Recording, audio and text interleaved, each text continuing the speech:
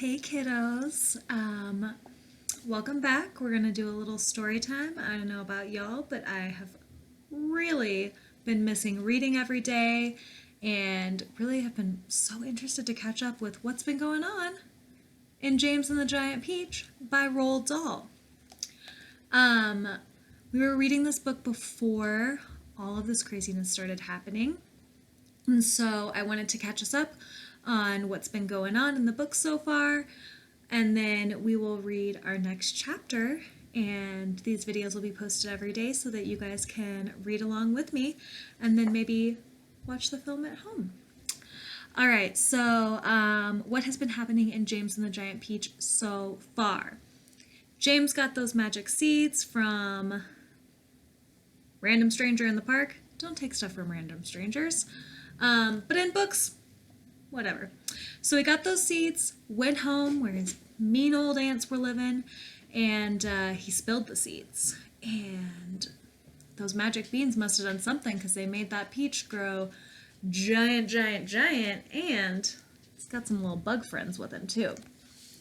So the peach rolled around, it fell into the ocean, they got attacked by sharks, and then they had to save the peach from the sharks by harnessing a whole gang of seagulls, a gaggle of seagulls, and so now they're in a giant old peach floating through the sky, attached to a bunch of seagulls with a bunch of human-sized bugs. Oh, such a fun story. All right, are we feeling all caught up? Ready to hear what happens next? So I'm going to go back to chapter 27. Chapter 27. James Henry Trotter and his companions crouched close together on top of the peach as the night began closing in around them.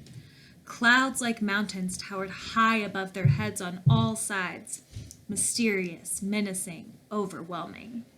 Gradually, it grew darker and darker, and then a pale three-quarter moon came up over the rooftops of the clouds and cast an eerie light over the whole scene. The giant peach swayed gently from side to side as it floated along, and the hundreds of silky white strings going upward from its stem were beautiful in the moonlight. So also was the great flock of seagulls overhead. There was not a sound anywhere. Traveling upon the peach was not in the least like traveling in an airplane. The airplane comes clattering and roaring through the sky, and whatever might be lurking secretly up in there in the great cloud mountains goes running for cover at its approach. That is why people who travel in airplanes never see anything. But the peach, yes, the peach was a soft, stealthy traveler, making no noise at all as it floated along. And several times during that long, silent night, ride high up over the middle of the ocean in the moonlight, James and his friends saw things that no one had ever seen before. Once, as they drifted silently past a massive white cloud, they saw on the top of it a group of strange, tall, wispy-looking things that were about twice the height of ordinary men. They were not easy to see at first because they were almost as white as the cloud itself, but as the peach sailed closer, it became obvious that these things were actually living creatures. Tall, wispy, wraith-like, shadowy white creatures who looked as though they were made out of a mixture of cotton wool and candy floss and thin white hairs. "Ooh," the ladybug said. "I don't like this at all." "Shh," James whispered back. "Don't let them hear you. They must be cloudmen." "Cloudmen?" they murmured, huddling closer for comfort. "Oh dear, oh dear." "I'm glad I'm blind and can't see them," the earthworm said, "or I would probably scream." "I hope they don't turn around and see us," Miss Spider stammered. "Do you think they would eat us?" the earthworm asked. "They would eat you," the centipede answered, grinning. "They would cut you up like a salami and eat you in thin slices."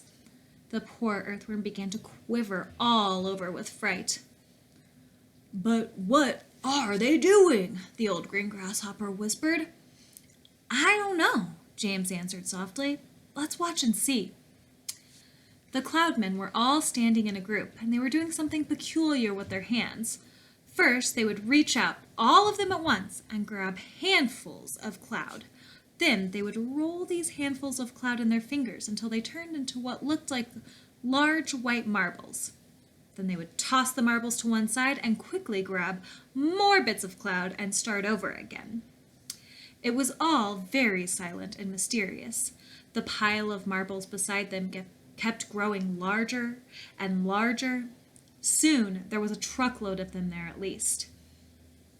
"They must be absolutely mad," the centipede said. "There's nothing to be afraid of here." "Be quiet, you pest," the earthworm whispered. "We shall all be eaten if they see us." But the Cloudmen were much too busy with what they were doing to have noticed the great peach floating silently up behind them. Then the watchers on the peach saw one of the Cloudmen raising his long, wispy arms above his head, and they heard him shouting, "All right, boys, that's enough. Get the shovels." And all the other Cloudmen immediately let out a strange, high-pitched whoop of joy and started jumping up and down, waving their arms in the air.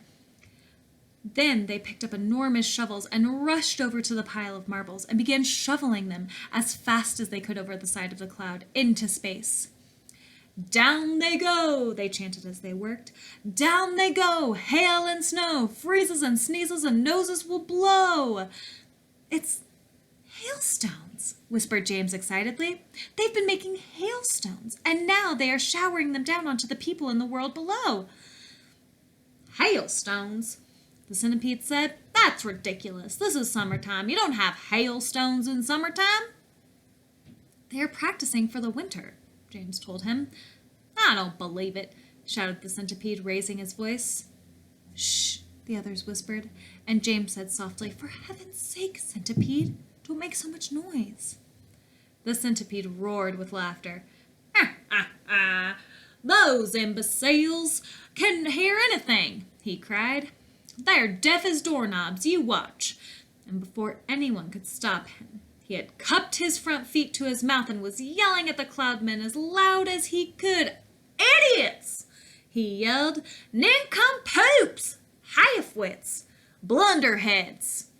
What on earth do you think you're doing over there?" The effect was immediate. The Cloudmen jumped around as if they had been stung by wasps, and when they saw the great golden peach floating past them not 50 yards away in the sky, they gave a yelp of surprise and dropped their shovels to the ground. And there they stood with the moonlight streaming down all over them, absolutely motionless, like a group of tall, white, hairy statues, staring and staring at the gigantic fruit as it went sailing by. I'm going to take a pause. I will show you the picture that's on this page, and then we'll keep reading. All right, so can you guys see down there our little Cloudmen, our little shovels, and the night sky, and the peach, and look at that giant flock of birds. Whoa, it's a lot of birds. The passengers on the peach, all except the centipede, were frozen with terror, looking back at the Cloudmen and wondering what was going to happen next. "Now you've done it, you loathsome pest," whispered the earthworm to the centipede. "I'm not frightened of them," shouted the centipede, and to show everybody once again that he wasn't, he stood up to his full height and started dancing about and making insulting signs at the Cloudmen with all 42 of his legs. This evidently infuriated the Cloudmen beyond belief. All at once they spun around and grabbed great handfuls of hailstones and rushed to the edge of the cloud and started throwing them at the peach, shrieking with fury all the time. "Look out!" cried James. "Quick, lie down! Lie flat on the deck!" It was lucky they did. A large hailstone can hurt you as much as a rock or a lump of lead if it is thrown hard enough, and my goodness, how those Cloudmen could throw! The hailstones came whizzing through the air like bullets from a machine gun, and James could hear them smashing against the sides of the peach and burying themselves in the peach flesh with horrible squelching noises. Plop, plop, plop, and then ping, ping, ping, as they bounced off the poor ladybug's shell because she couldn't lie as flat as the others. And then, crack, as one of them hit the centipede right on the nose, and crack again as another one hit him somewhere else. "Ow!" he cried. "Ow! Stop! Stop! Stop!" But the Cloudmen had no intention of stopping. James could see them rushing about on the cloud like a lot of huge, hairy ghosts, picking up hailstones from the pile, dashing to the edge of the cloud, hurling the hailstones at the peach, dashing back again to get more, and then, when the pile of stones was all gone, they simply grabbed handfuls of cloud and made as many more as they wanted, and much bigger ones now, some of them as large as cannonballs. "Quickly!" cried James. "Down the tunnel or we'll all be wiped out!" There was a rush for the tunnel entrance, and half a minute later everybody was safely downstairs, inside the Stone of the Peach, trembling with fright and listening to the noise of the hailstones as they came crashing against the side of the peach. "I'm a wreck," groaned the centipede. "I'm wounded all over." "Serves you right," said the earthworm. "Would somebody kindly look and see if my shell is cracked?" the ladybug asked. "Give us some light," shouted the old green grasshopper. "I can't," wailed the glowworm. "They've broken my bulb." "Then put in another one," the centipede said. "Be quiet a moment," said James. "Listen, I do believe they're not hitting us anymore." They all stopped talking and listened. Yes, the noise had ceased. The hailstones were no longer smashing against the peach. "We've left them behind! The seagulls must have pulled us away out of danger. Hooray! Let's go up and see." Cautiously, with James going first, they all climbed back up the tunnel. James poked his head out and looked around. "It's all clear," he called. "I can't see them anywhere." And that is the end of chapter 27. Come back tomorrow and we will read chapter 28. I'll see you guys later. Bye.